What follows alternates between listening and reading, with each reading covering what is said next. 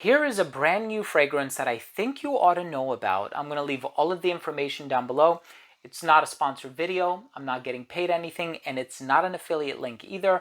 I want to tell you about this brand new fragrance called Silent Night, and it's by the brand Maison. This fragrance is plum, booze, incense, vetiver, pepper, bergamot, jasmine, amber.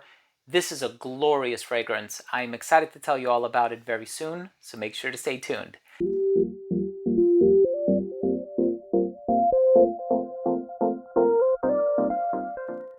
Now, before I begin today's video and I tell you all about Silent Night by Maison and I tell you about the performance, the notes, comparisons, longevity, all that good stuff, I want to start the video off first by saying that if you're a fan of this type of content, fragrance related videos, hit the subscribe button, hit the bell, and please give this video a thumbs up. We have cedarwood, we have plum, black pepper, jasmine, you have liquor in the top as well. So this is a boozy, fruity, slightly citrusy, smooth, peppery, woodsy type of a fragrance. It's multifaceted and I love the juiciness of the plum. It's boozy but not overwhelmingly so. It's spicy but not on account of the booze because, you know, a lot of times you think of cognac or whiskey or rum. You think about the spices that are used in the fermentation of those alcoholic spirits. That's not what's happening here, but you do get just a touch of that black pepper, but I do feel like it's overshadowed, pardon me, by the freshness of the bergamot and also by the cleanliness of the jasmine. In any case, this is a long-lasting fragrance with a very unique olfactory profile, perfect for the fall and winter. I'm excited to talk to you about the smell. Let's start things off with a quick look at the presentation first.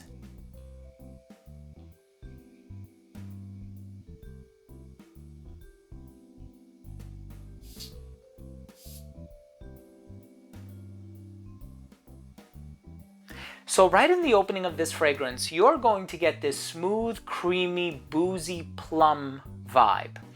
And the plum that's in here is so juicy, it's succulent, it's ripe.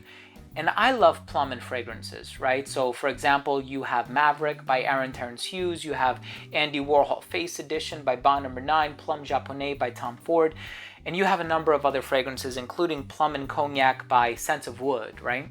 So here you have something that's kind of similar to the latter because it does have the plum and it does have the booze and it does have the woods, right? It has the liquor, the plum, and the cedarwood.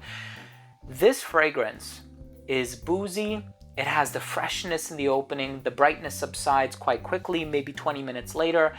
The jasmine is very clean, very smooth. The liquor is not overly spicy, but you do get that boozy tendency. It's very warm and cozy and ethereal.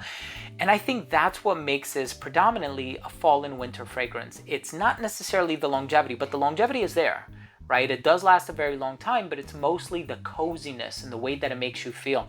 You know, it's funny, there's a lot of fragrances, like a lot of birch and cade based fragrances that smell like burning leaves or a dark, dense forest, or they just smell like a barbecue pit or something like that.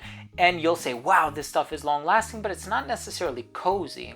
I think the way that this fragrance is crafted and put together makes it smell very cozy, and that's one of the reasons why I really enjoyed this one. It's a really interesting olfactive experience. Now, in the dry down, thank goodness, there isn't that much vetiver, and I'm not a huge fan of vetiver. If it's something clean, like an original vetiver by Creed, or perhaps even a Tom Ford Grey vetiver, I can grow to love something like that, and I do appreciate some of the cleaner vetivers on the market. If it's something like a vetiver by Lorenzo Villoresi, that's quite dark. That smells like soil at times. So here you have more of the amber. The incense, again, it's not really smoky. It's not really that resinous either. It's just kind of smooth and creamy, and part of that amber accord, I think, is a pretty generous amount of vanilla that doesn't allow or permit the fragrance to smell gourmand. And, you know, maybe this one could have gone in a bit more of a gourmand direction, because I think a gourmand plum fragrance would sound amazing, but it's not really a gourmand. It's boozy, it has a smoothness to it that I really, really like, and this one is just very well crafted, very well put together. I smell it, and it does bring up these sort of cozy sensations, almost like a Burberry London, Spice Bomb by Victor and Wolf, Plum and Cognac by Scents of Wood vibe. It's awesome. I really do like this one. But it's funny, when you look at the note breakdown of all those other fragrances that I referenced, it's so different to this one. In any case, cozy, great for the colder weather. If you like those notes that I mentioned, if you like the evolution that I just recounted for you, I would say at the very least try to get yourself a sample if you can find a place to get a sample. I'm not sure if the official website has samples or discovery sets, but nevertheless, I'm dropping the link down below. It's not an affiliate link.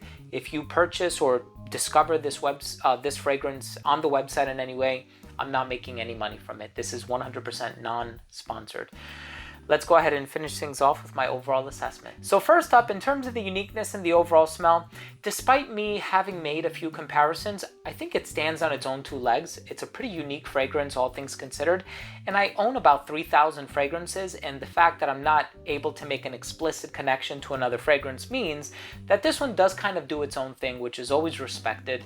Longevity on this one is about 8 to 9 hours. Like I said, longevity is great. The thing that makes it a true winter and fall perfume is the fact that it gives off cozy vibes more than anything else.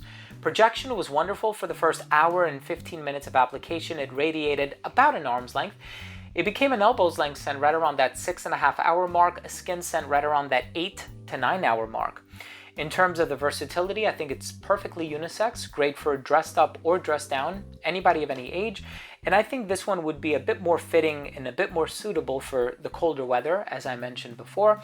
Presentation on this one is really nice.